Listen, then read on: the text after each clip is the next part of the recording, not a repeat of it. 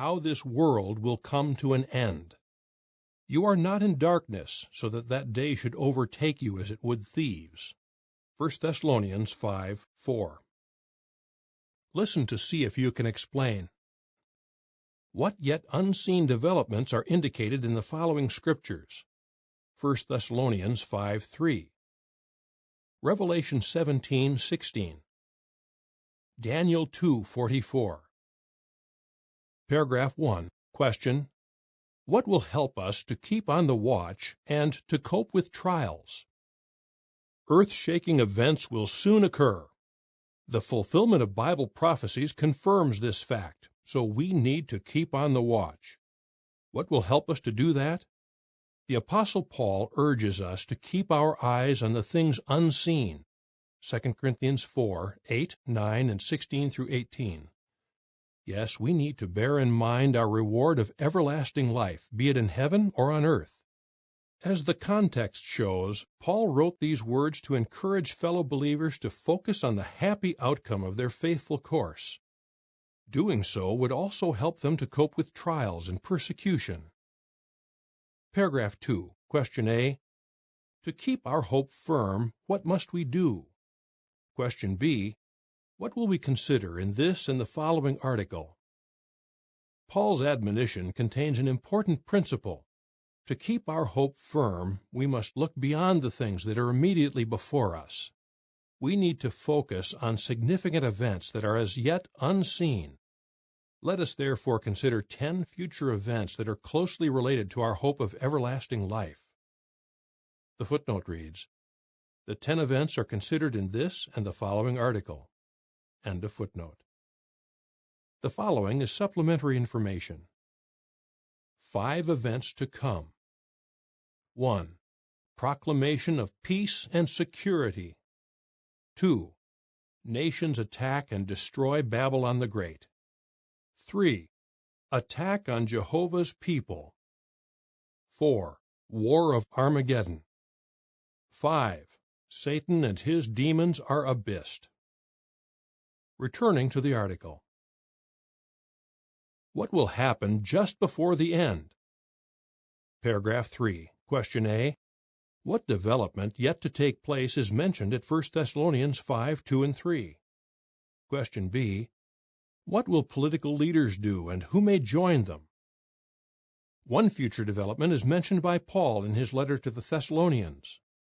1 Thessalonians 5:2 and 3 reads, For you yourselves know quite well that Jehovah's day is coming exactly as a thief in the night.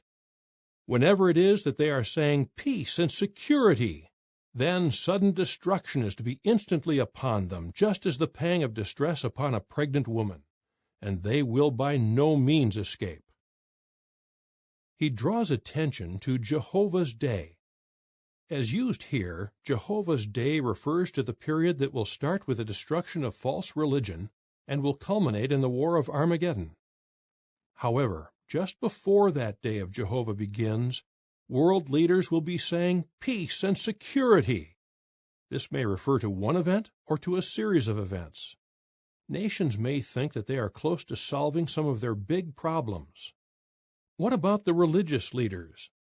They are part of the world, so it is possible that they will join the political leaders.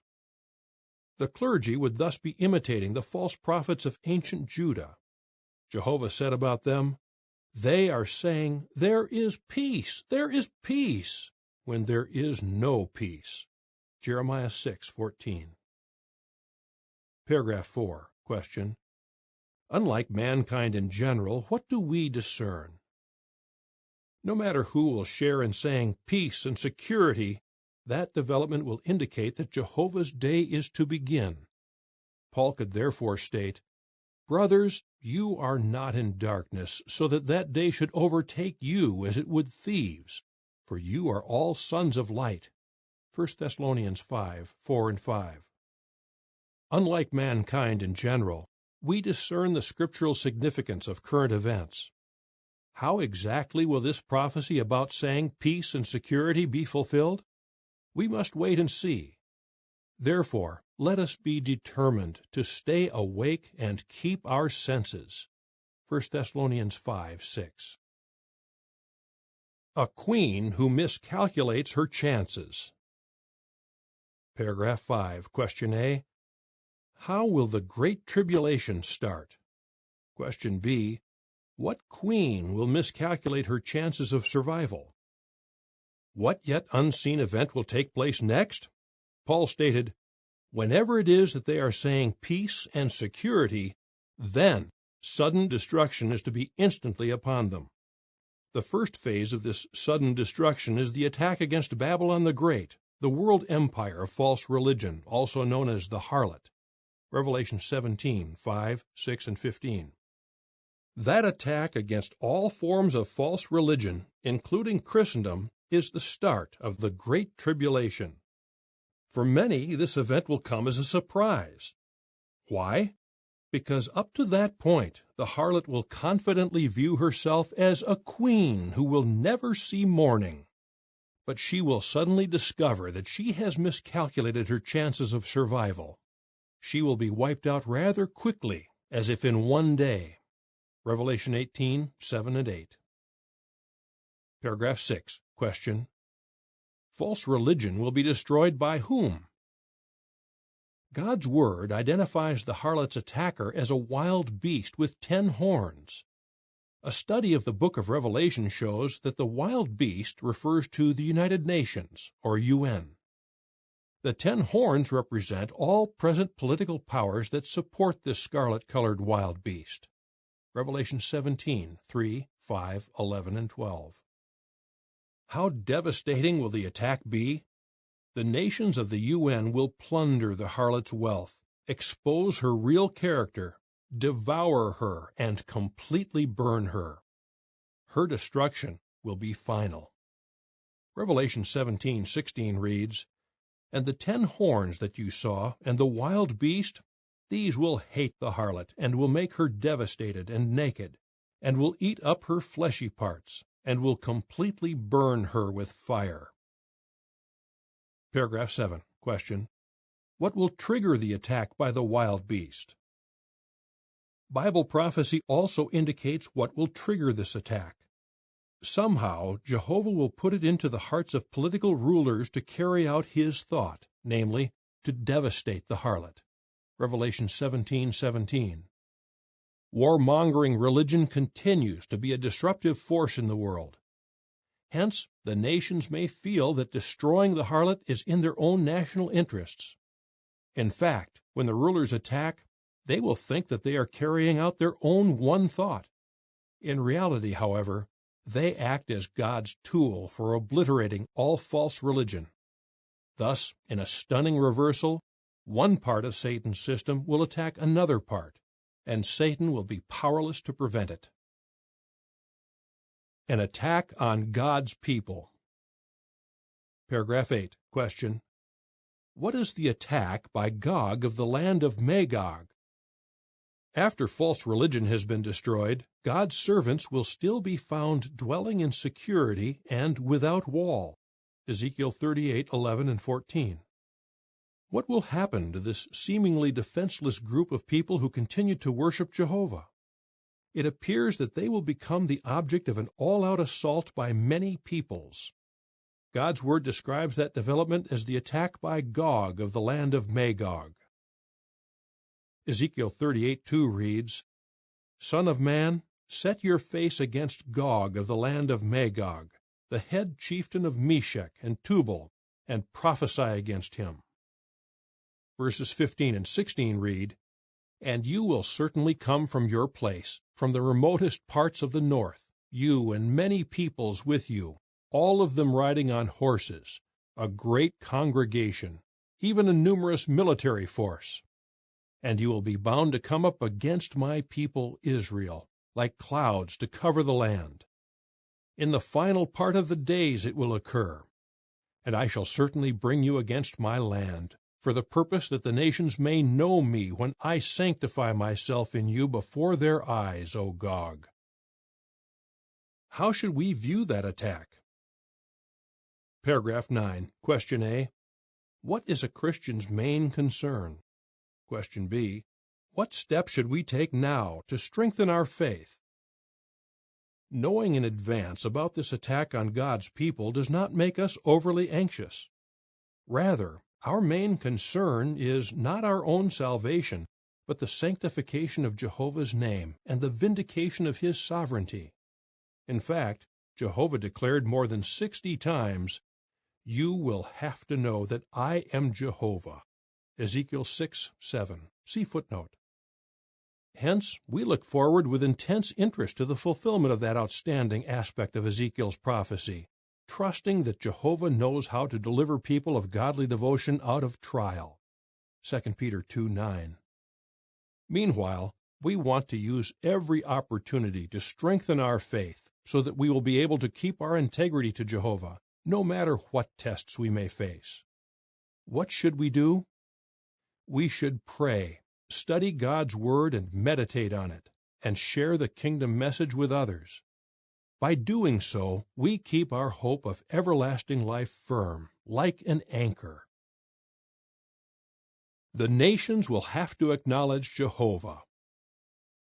Paragraphs 10 and 11. Question: What will signal the beginning of Armageddon, and what will take place during that time? What earth-shaking event will be triggered by the attack on Jehovah's servants? Jehovah, by means of Jesus and the heavenly armies, will intervene in behalf of His people. That intervention will be the war of the great day of God the Almighty, Armageddon. Revelation 16:14 and 16. Regarding that war, Jehovah declares by means of Ezekiel, "I will call forth against Gog throughout all my mountainous region a sword," is the utterance of the sovereign Lord Jehovah. Against his own brother the sword of each one will come to be. Panic-stricken, those on Satan's side will be thrown into confusion and will turn their weapons against their own ranks, warrior against warrior. However, havoc is also to come Satan's way. Jehovah states, "Fire and sulfur I shall rain down upon Gog and upon his bands and upon the many peoples that will be with him." Ezekiel 38:21 and 22. What will be the result of this divine action? Paragraph 12. Question: The nations will be forced to do what? The nations will have to realize that their crushing defeat is brought about by the order of Jehovah Himself. Then, as did the ancient Egyptian attackers who pursued the Israelites at the Red Sea, Satan's forces may cry out in desperation, "Jehovah certainly fights for them!" Exodus 14:25. Yes, the nations will be forced to acknowledge Jehovah. Ezekiel 38:23 reads, "And I shall certainly magnify myself and sanctify myself and make myself known before the eyes of many nations, and they will have to know that I am Jehovah." How close are we to the start of this chain of events? No other world power will arise. Paragraph 13. Question: What do we know about the fifth part of the image that Daniel describes? A prophecy in the book of Daniel enables us to establish where we are in the stream of time. Daniel describes an image in human form made up of different metals. It represents successive world powers that have had a major influence on God's people, past and present. They are Babylon, Medo-Persia, Greece, Rome, and the last in our time, another world power. A study of Daniel's prophecy shows that this final world power is depicted in the image as the feet and toes. During World War I, Britain and the United States forged a special partnership. Yes, the fifth part of Daniel's image is the Anglo-American world power. The feet form the last part of the image, indicating that no other human world power will appear on the scene. That the feet and toes are made up of iron and clay pictures the weakened state of the Anglo-American world power. Paragraph 14. Question: Which world power will be the dominant one when Armageddon strikes? The same prophecy indicates that God's kingdom, pictured by a large stone, was cut from the mountain of Jehovah's sovereignty in 1914. That stone is now hurtling toward its target, the feet of the image. At Armageddon, the feet and the rest of the image will be smashed. Daniel 2:44 and 45 reads, "And in the days of those kings the God of heaven will set up a kingdom that will never be brought to ruin, and the kingdom itself will not be passed on to any other people. It will crush and put an end to all these kingdoms, and it itself will stand to times indefinite. Forasmuch as you beheld that out of the mountain a stone was cut, not by hands, and that it crushed the iron, the copper, the molded clay, the silver, and the gold. The grand God himself has made known to the king what is to occur after this, and the dream is reliable, and the interpretation of it is trustworthy." Thus, the Anglo-American world power will still be the dominant world power when Armageddon strikes. How thrilling it will be to witness the complete fulfillment of this prophecy! What, though, does Jehovah have in store for Satan himself? The footnote reads, "The phrase, 'put an end to all these kingdoms' at Daniel 2:44 refers to the kingdoms or world powers pictured by the parts of the image.